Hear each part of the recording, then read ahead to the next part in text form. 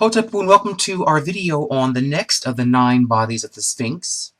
This body is your aura. We call it the Shhuut. The Shhuut. And the Shhuut refers to your energy body. Our first video we discussed your Khat, which is your physical body, your molecules, your cells, your material self, on the densest level of matter.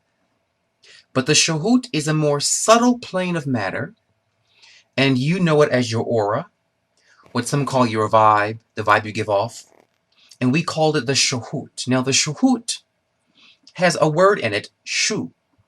Shu is a god of the wind, the god of breath, and he was called Prana in the Black Dravidian system of the yogis of India.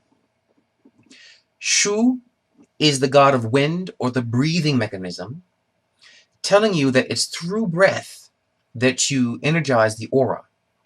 Now, the aura, or the Shhuut body, is that which animates you. The word animal means animated. It energizes you. It gives you movement. It gives you impulse. And the Shhuut is very similar to the plant kingdom. The Khat in our first video links more to the mineral kingdom, and the Shhuut acts like a plant. That's why the Shhuut is often shown as flowers, as chakras, which are lotuses, because this body is very phototropic. It leans towards light. It leans towards, literally, it leans towards constellations. It loves to drink in energy from the stars. That's one way to feed the aura, is to drink what we call sa dua, the serpent energy of the stars. They're like star beams, so to speak. And when the Shhuut is strong, you are full of energy, you are vibrant, you have vitality, and you are motivated. You see, the animal means motivated. So if someone is sluggish and feeling depressed and uninspired, to us it's very simple reason why that's happening. The gay shaman learns, my motivator, my breathing needs to be deepened to give my aura that strength of prana, of the life force in oxygen, to give me the vev and the pep to get back to work. Now the Shhuut is composed of two basic parts you may have heard about in overall metaphysical conversations. The Shhuut is what they call in the Chinese system the meridians. It's literally a webbing, a luminous webbing that's like a grid of your entire body, only in energy form, like a phantom version of you. And the meridians really track the outline of that body. So if you're doing work with meridians, you're doing work with acupuncture, acupressure, or any kind of chi work, that's the version of the energy that's in the West and in the East Asian system of the Shhuut. So the Shhuut is your meridians, and we have a very extensive training on the Egyptian understanding of these tendrils of energy, these webbings within you. As you know, each meridian, there are 12 major meridians, and there are 365 major points for one day of the year, each day of the year, and 12 major meridians for each month of the year, linking the vitality of your aura to the sky, to astronomy, to astrology. And we have a very unique approach to this science. We call it the Bayuali Nyenu. It's called the meridians in the Chinese system. We call it Bayuali Nyenu. And I have a video somewhere on the YouTube page about the Bayuali Nyenu if you want more info on that. But to become enriched with energy, you have to know how to drink in energy from the environment, the way that plants take light and turn it into food. Your Shhuut also takes light and converts it into energy. In fact, one of our techniques we use is the rainbow technique of the Shhuut, where the Shhuut feeds on the colors of the rainbow. But the thing to know here, most people have the wrong correlates of which chakras feed on which colors. The Shhuut is composed of the meridians and the chakras, the famous chakras you've heard about, I'm sure, in many books online. And they are the 7 lotuses. We call them the 7 sesheni. Sesheni means lotus. We call them also the 7 arityu. The 7 arit means like a room or chamber where work is done. And it refers to the place where energy is transformed into different states of itself. It's like a converter.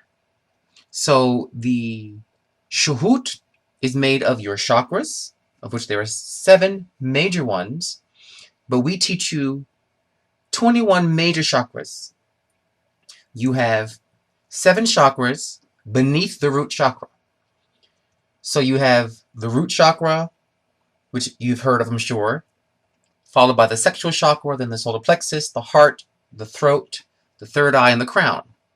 Those are the major 7 chakras most have heard about. But you actually have 7 chakras that go from the perineum down to the soles of your feet. And then there are 7 more chakras that go from the crown chakra above your head. So the 7 lower chakras were shown in Kemet in Egypt as the lower chamber of the Great Pyramid of Giza. It's an underground chamber that's not finished. The rock is not completely hewn. It's very rough down there. Because that's the place of consciousness and energy where it's not developed. It's still retarded. It's not refined. It's the low-life states of energy. People who are criminals and rapists and thieves and liars and people who make toxic toys and hurt the environment and do genocide and all that type of thing, those are the people living in the lower chakras. They're called the demonic chakras. It's the worst of humanity. Vibrate down there, what we call the takers and the abusers. Then you have the famous middle 7 chakras, the root, sexual, solar plexus, heart, throat, third eye, and crown chakra. Those 7 chakras correspond to the middle chamber of the Great Pyramid, what they call the Queen's Chamber, but that's the wrong word for that. It's not the Queen's Chamber. It's the middle chamber. And that's the chamber that controls the major middle 7 chakras. And the chakras of that chamber are a mix of light and dark, of good and evil. Meaning when you're learning the training of those 7 chakras, it's about balancing the mix between your light and dark. The lowest 7 chakras are pretty much all dark. They're just wicked. The middle 7 chakras, in your trunk of your body to your head, those are about learning how to deal with the good and evil in yourself and finding their balance point of the light and dark within, the day and night within. The highest 7 chakras above the crown are shown by the pyramid as the upper chamber, what they call the king's chamber, quote unquote. And those 7 chakras are contained in the visual of the god Ra as his disk, the sun disk on his head, or in the god Osar, the mummy god, with that large white crown on that resembles a bowling pin. In both those iconographies, their crowns represent the initiates who've awakened the highest 7 chakras. Those chakras are called the chakras of being saintly, let's say. It's when you're pure. You have overcome evil, and you've actually learned that evil is really nothing but goodness not understood. So you have become a master. You become a sage. You become a divine ascended master. So you have the demonic chakras. You have the human chakras, which are a mix of demonic and saintly. And then you have the saintly chakras.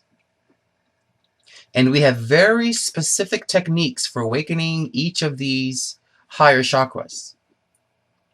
Now, the Shhuut has other names. It's called a kaibit, meaning when your meridians and chakras are closed and blocked. We call it the state of kaibit, the shutdown system of the aura. When you've perfected your aura and it's luminous and glowing, we call it the sahu, which means a blooming plant. And when you've mastered the middle chamber and upper chamber chakras, we call you the sahu, whose symbol is the constellation Orion, which was called Sahu in ancient Egypt.